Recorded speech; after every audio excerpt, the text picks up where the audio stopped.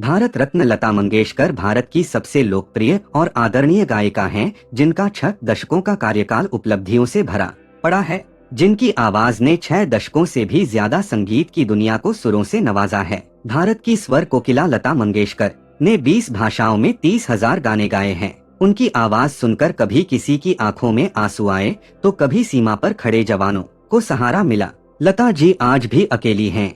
उन्होंने स्वयं को पूर्णतः संगीत को समर्पित कर रखा है, लेकिन उनकी पहचान भारतीय सिनेमा में एक पार्श्व गायक के रूप में रही है। अपनी बहन आशा भोसले के साथ लता जी का फिल्मी गायन में सबसे बड़ा योगदान रहा है।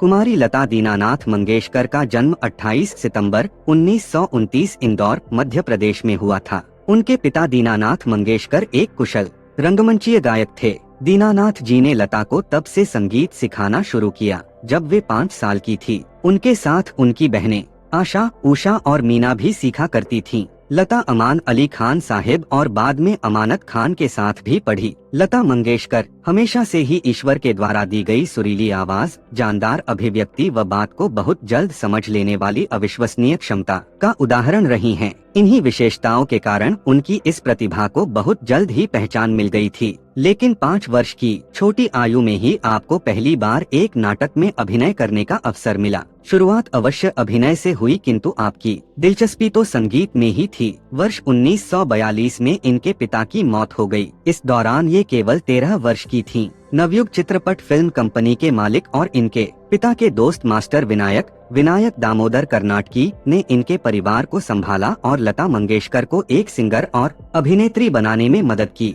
सफलता की राह कभी भी आसान नहीं होती है। लता जी को भी अपना स्थान बनाने में बहुत कठिनाइयों का सामना करना पड़ा। कई संगीतकारों ने तो आपको शुरू में पतली आवाज के कारण काम देने से साफ मना कर दिया था। उस समय की प्रसिद्ध पार्श्व गायिका नूरजहां के साथ लता जी की तुलना की जाती थी, लेकिन धीरे धीरे अपनी लगन और प्रतिभा के बल पर आपको काम मिलने लगा। लता जी की अद्भुत कामयाबी ने लता जी को फिल्मी जगत की सबसे मजबूत महिला बना दिया था। लता जी को सर्वाधिक गीत रिकॉर्ड करने का भी गौरव प्राप्त है। फिल्मी गीतों के अतिरिक्त आपने गैर फिल्मी गीत भी बहुत खूबी के साथ गाए हैं। लता जी की प्रतिभा को पहचान मिली सन 1947 में, जब फिल्म आपकी सेवा में उन्हें एक गीत गाने का मौका मिला। इस गीत के बाद तो आपको फिल्म जगत में एक पहचान मिल गई और एक के बाद एक कई गीत गाने का मौका मिला। इनमें से कुछ प्रसिद्ध गीतों का उल्लेख करना यहाँ अप्रासंगिक न होगा। जिसे आपका पहला शाहकार गीत कहा जाता है, वह 1949 में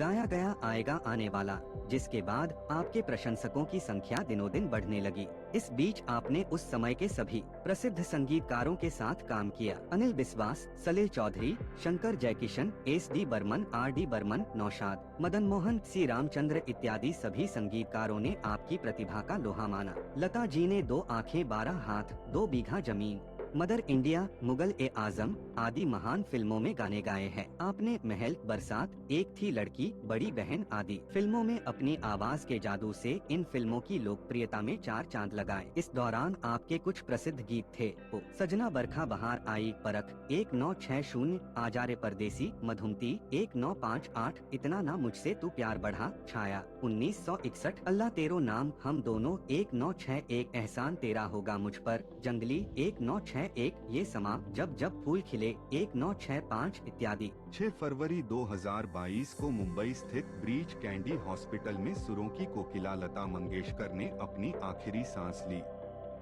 दोस्तों, अगर आपको हमारी पोस्ट अच्छी लगी तो आपसे विनती है कि हमारे चैनल को लाइक और सब्सक्राइब जरूर कीजिए।